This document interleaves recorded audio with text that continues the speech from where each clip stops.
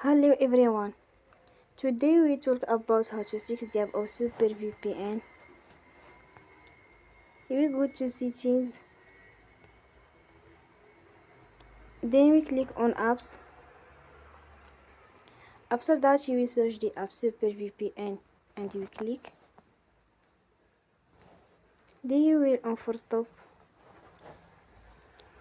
After that you will go to storage. Then we click on clear cache.